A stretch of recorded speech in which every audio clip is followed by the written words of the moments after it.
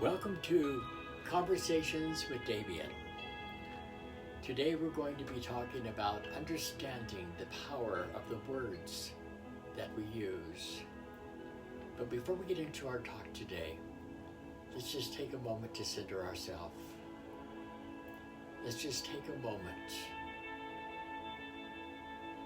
to take a deep breath.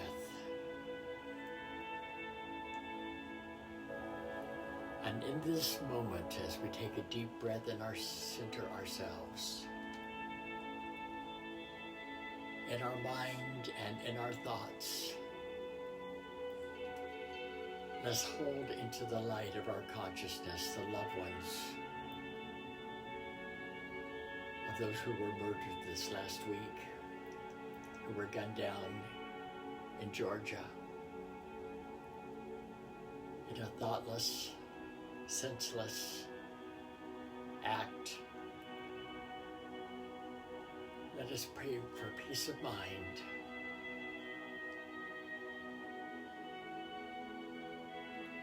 Just for a moment, let us go within.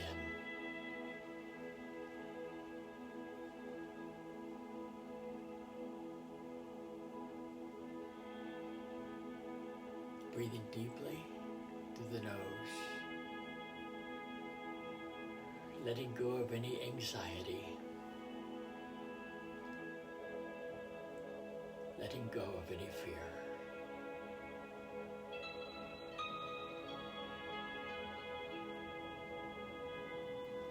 Do you know there are two energies in the world? There's the energy of fear, and it is the energy of love. And the dark matrix of this world will have us be connected to the energy of fear. But the authentic self, the God self of what we're a part of, would have us be connected to that energy of love. And this is going to be a two-part talk today about energy and about words. And one of the things that I want to talk about today is understanding the importance of the words that you speak. And then next Sunday, I'm going to be finishing the talk with the more scientific data on the vibration of words that we speak. Can I ask a question? Have you ever made a racist joke or laughed at one? Or a sexist joke? Or a joke about gays, or a joke about blacks, a joke about Asians? Yeah, me too. I remember years ago, I had a friend who was African American, and I couldn't wait to tell him this great joke. And I said, let me tell you this joke. And it was a joke about black people. And I told him the joke, and he looked at me, didn't bat an eyelash, and he said, the height of ignorance is a white man telling a black joke. He never raked me over the coals for it, but I've never forgotten that lesson, and I've never told another joke like that. I got the message on it. Do you know, as a country, we really have a checkered history here in America of the treatment of anyone that doesn't come from a British ancestry. The Africans, the South Americans, the Irish, the Catholic, the Muslims, the Jews, the Hindus, yes, the Asians. And they've all been treated as inferior at times. And most in many ways still do.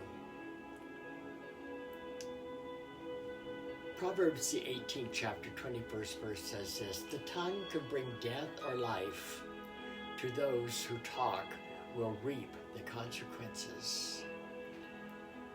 The Buddha said, anything that arises in the mind starts flowing in the sensations of the body. The book of James says men can make all kinds of animals and birds and fish and snakes do what they want them to do, but no man can tame his tongue and say what he wants to say. The tongue is sinful and does not rest. It is full of poison and kills.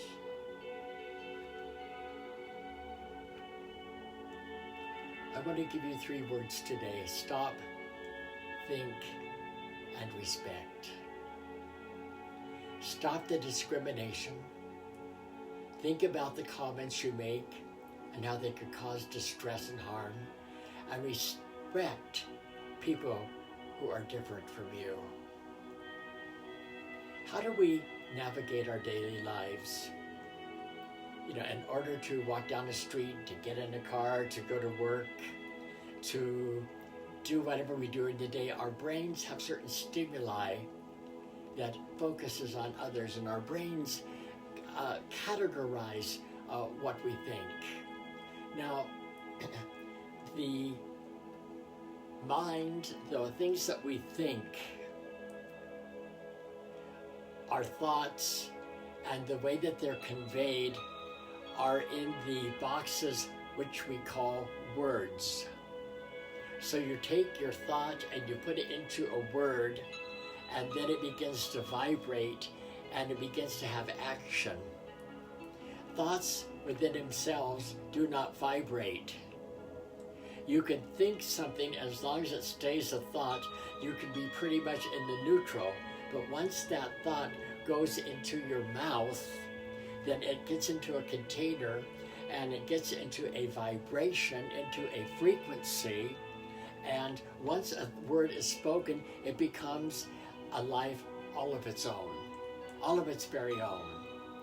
And the way this works is the whole world, the whole universe is a source of vibrations and a source of frequencies. We have light frequencies, we have sound frequencies, we have electric frequencies, we have mechanic frequencies.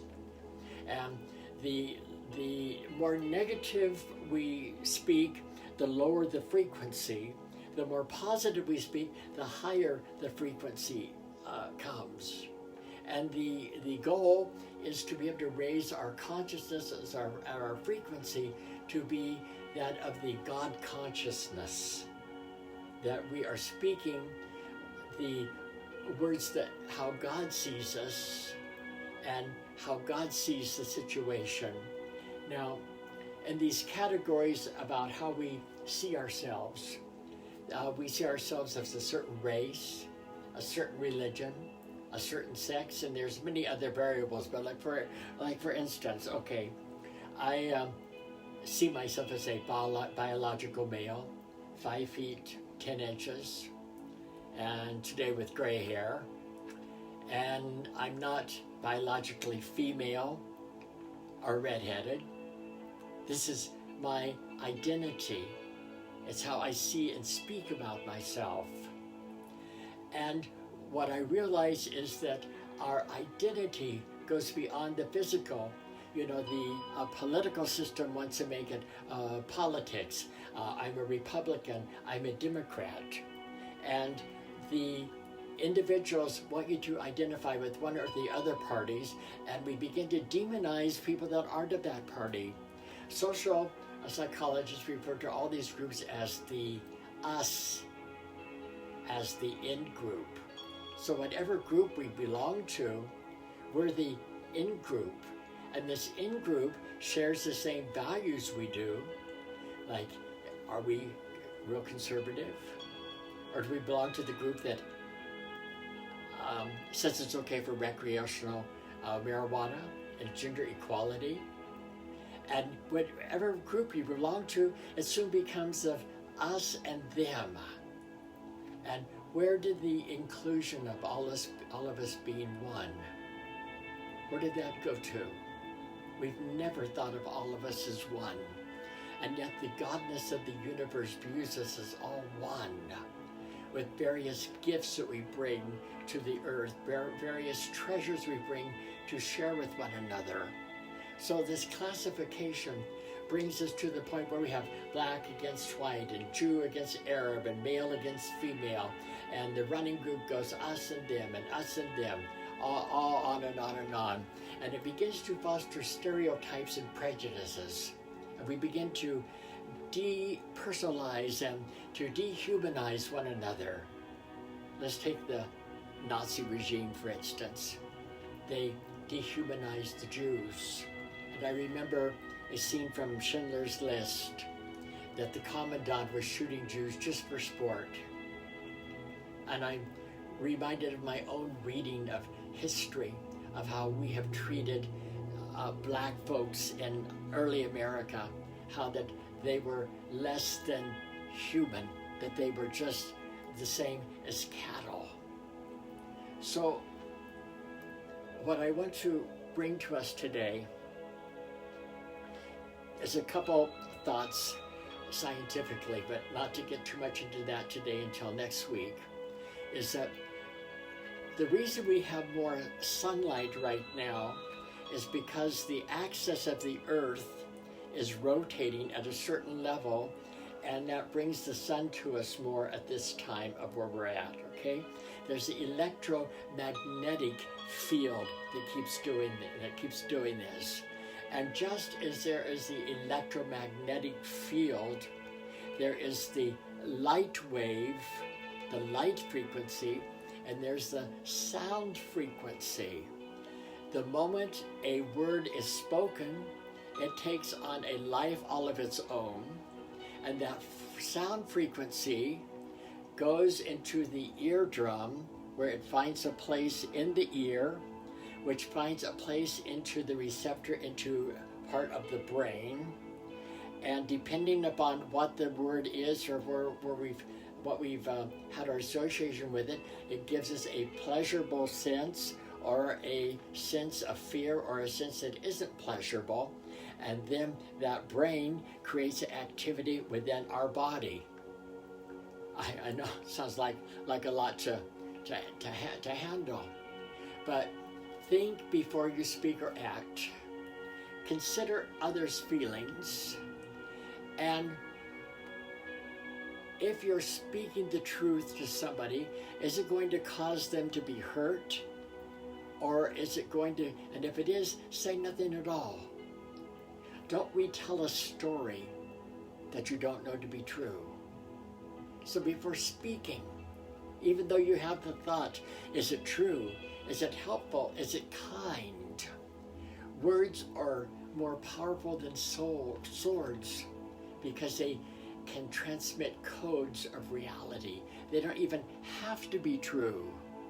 Words are singularly the most powerful force available to humanity. We can choose this force constructively, to encourage, or destructively, and using words of despair.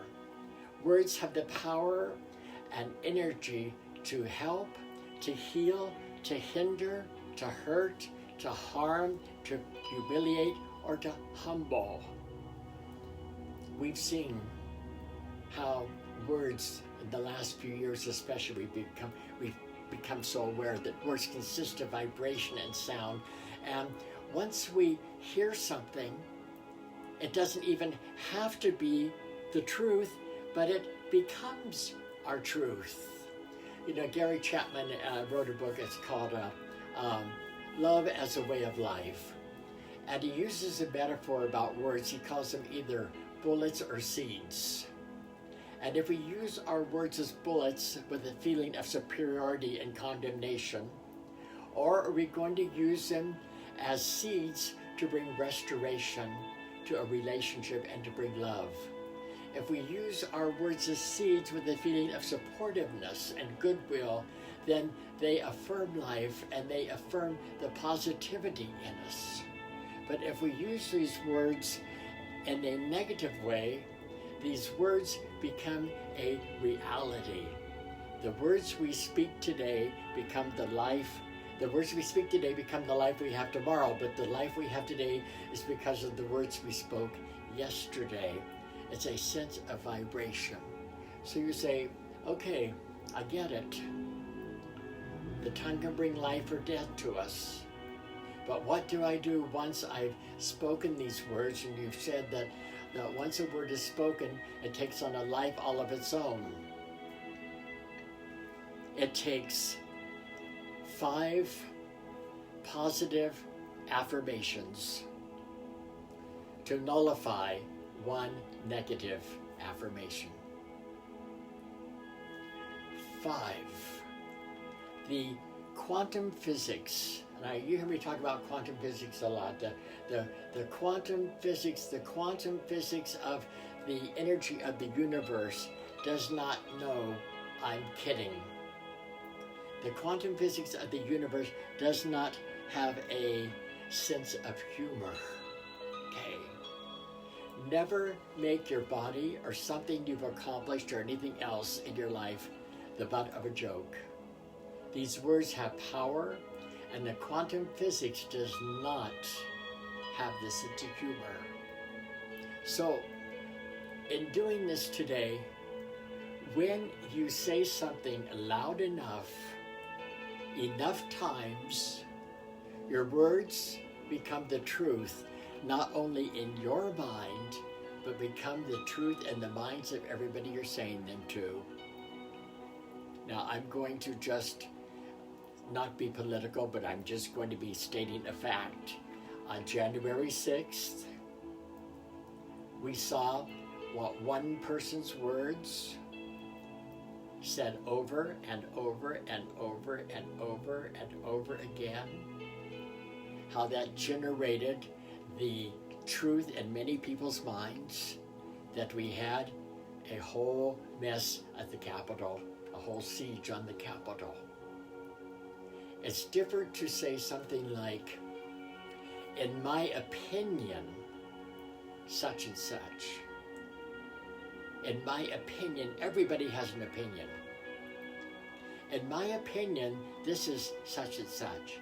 But when I take an opinion and I verbalize it as the truth, then that truth becomes a truth in my own mind and in the mind of those that I'm saying it to.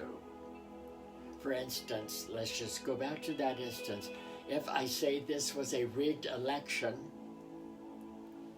and I say it enough times to myself, then I'm not lying.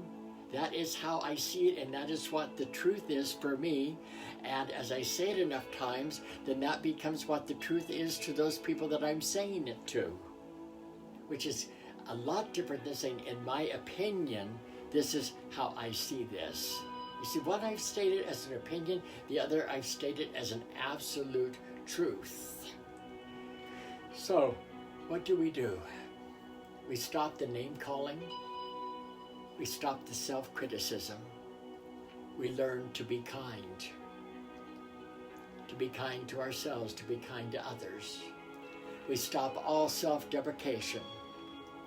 We don't start putting ourselves down. Oh my God, I'm so fat. I'm only going to be. No. Your body hears that. Your mind hears that. You think you're going to lose weight when you begin to tell yourself that? No, the opposite's going to happen. You have got to see yourself in your mind, and then in your mind speak what you're wanting to have happen. In my mind's eye, I see myself growing stronger every day. In my mind's eye, I see myself becoming healthy. In my mind's eye, I see myself and my body as the temple. In my mind's eye, I see the temple being filled with the light of God. In my mind's eye, I see myself in recovery and not in addiction. In my mind's eye, I see my relationship growing more loving every day. One of the thoughts is resist gossiping and speaking ill of others. Have you ever gossiped? Yeah, me too. You know, I told you that every day now I pray, let the words of my mouth, the meditations of my heart be acceptable in thy sight, O God. And there are some times when I want to say something and I just put my hand over my mouth. Do I slip and gossip? Oh, I'm still human. I do those things. But as I become more aware of it, I do less gossiping. I've gone on a negative diet. You know what a negative diet is? When I see something in my speech that has negativity, I try to cut it out of my speech. You know how you go on a diet and you're cutting back on the carbs, or you're cutting back on the desserts, or you're cutting back on the sodas, which I've been really pretty good at. I have no soda in my house right now. I say right now, and I'm doing really pretty good at not drinking them. And the same goes with, I'm on a negativity diet. When I've caught myself saying certain negative words, it's like, oh no, I'm on a diet from that. I'm not doing that. And then instead of the negativity words, I'm boosting the positive energy of words. For instance, all over my house, my bathroom mirror, the doors should go outside, different spots, I have little sayings that I am a child of God. I see myself this way. I am the light. And then I begin to surround myself with positivity and uplifting words. Somebody asked me the other day, they said, so why did you put a distance between our friendship? And I said, negativity. They said, well, why didn't you tell me? And I said, do you know, it's not for me to let you be anything other than you are, but it's up for me not to have to be around that negativity. And I chose that negativity was making me function in certain ways that I didn't want to function. So I took the negative Nazis out of my circle of friends. And my circle got a lot less, but there's not that black hole that kept sucking me in. So every time you speak negative over your life gets a little more negative. Every time you speak strength into your life gets a little stronger. Now next week I'm going to be talking about Hado, which is a Japanese term for energy. But I'm going to use, and I'm going to start with this next week, but I'm going to end with this week. In 1990, Dr. Emoto from Japan did a science of water. And when he did the science of water, they set a certain water here and certain water here under the microscope. And as they prayed and talked nicely, the power, the frequency to this water, it crystallized in a different way. And as they cursed at this water, it crystallized in a whole different way. So the power of the words that we speak to ourselves, negative and positive, since we're 70% water, affects the health and the organs that we are and how we speak. Now, in talking about quantum physics and quantum energy, if I take water and I drink it,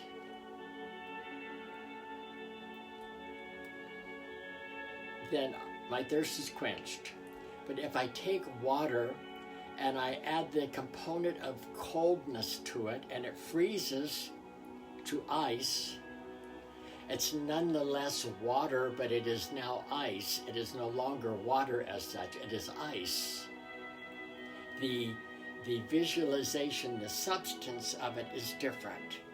If I take that and I put it in a pan and I add the heat to it and it becomes steam, I cannot drink that steam, but it's nonetheless still water, but it has become the substance of steam. The same is true with the words that we speak. We speak a certain word, and depending on the vibration, the tone, the the way it is phrased, it becomes a whole different substance. And sometimes the words that we say are not what people hear. And it's very important that we back up and we begin to learn how to have a conversation or a communication. You do not have community without having communication. You don't commune without being able to communicate. So often we are a group of people talking at each other and not understanding each other, because why? We're so caught up in the differences. We're so caught up in what we perceive somebody to be, rather than seeing them as part of us. If I look at you and you're Asian and I see you as part of me, do you think I'm going to harm you? No. If I look at you and you're African American and I view you from my heart as part of me, do you think I'm going to harm you? No. If I am African American and I see you as a white person and I see you as part of me and a store owner, am I going to loot and rob from you? No. So we've got to begin to raise our consciousness so that we begin to be one, which we were created to be. You say, how can I raise my consciousness? I have found that the fastest way to raise our consciousness is by gratitude. And as I become in a state of gratitude, and I begin my day with gratitude, I cannot have an attitude when I'm having a gratitude. When I'm in a place of thankfulness and gratefulness, my consciousness is being raised. As my consciousness is being raised, what I'm thinking is changing. The words I'm speaking, the containers of my thoughts are changing. So just for today, as I close all of my talks, and I'm so glad you've joined me today. I like what I do here. I don't get paid for doing what I do here.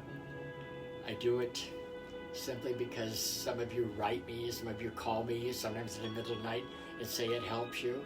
And if it helps one of you, then hey, right from my heart, I've done what I've set out to do. I'm grateful for you.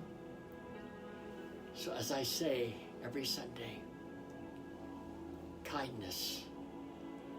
Kindness is the language that the deaf can hear. Kindness is the language that the blind can see.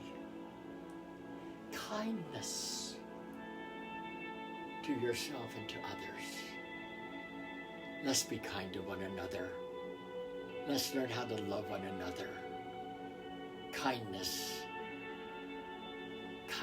and godness go hand in hand. Kindness.